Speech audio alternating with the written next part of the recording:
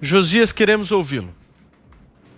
O pedido de licença lá do Celso de Mello coloca o Gilmar Mendes numa situação parecida com a do Diego Maradona na Copa de 1986, naquele jogo contra a Inglaterra. Aos 6 minutos do segundo tempo, se não me engano, o craque argentino subiu na pequena área, disputou bola ali com o goleiro e marcou. O Maradona não cabeceou, ele atribuiria o gol mais tarde à mão de Deus.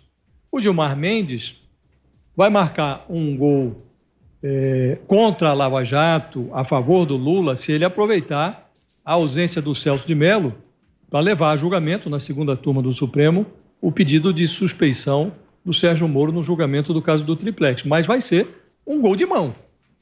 A ação contra o Moro começou a ser julgada em 4 de dezembro de 2018. Nesse dia, a defesa do Lula pediu, no plenário da segunda turma, que o julgamento fosse adiado. Fez isso porque havia a perspectiva, na época, de vitória do Moro, por um placar de 3-2. Já votaram, como foi realçado, votaram contra a suspeição do Moro, o relator da Lava Jato, Edson Fachin, e a Carmen Lúcia. E estava subentendido que o Gilmar Mendes e o Ricardo Lewandowski beneficiariam o Lula. A bola, então, rolaria para os pés do Celso de Mello, a quem caberia bater o pênalti, um pênalti decisivo. Mas o Gilmar Mendes pediu vista do processo depois que a manobra do adiamento da defesa do Lula fracassou. Era dezembro de 2018. O ministro disse na sessão, o Gilmar Mendes, que se esforçaria para devolver o processo para julgamento ainda naquele ano de 2018. Já se passaram quase 2 anos e nada. Se o processo for levado à bancada sem a presença do Celso de Mello, essa disputa que opõe o Lula e o Sérgio Moro vai ganhar uma aparência de jogo jogado. O placar vai ser de 2-2. Fachin e Carmen Lúcia a favor do Moro, Gilmar Mendes e Lewandowski a favor do Lula. Na justiça, como ensina o latim in dubio pro réu, a dúvida refletida num empate como esse sempre favorece o réu. Significa dizer que a sentença do caso do Triplex, já confirmada em 3 instâncias, seria revogada.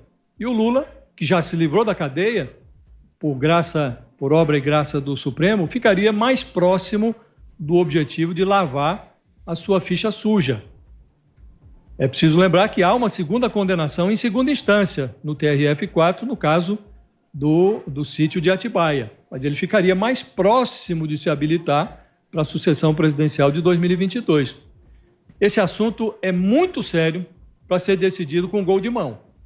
Depois de ter empurrado essa encrenca aí com a barriga por tanto tempo, não parece razoável que o Gilmar Mendes queira dar uma de Maradona a essa altura do campeonato.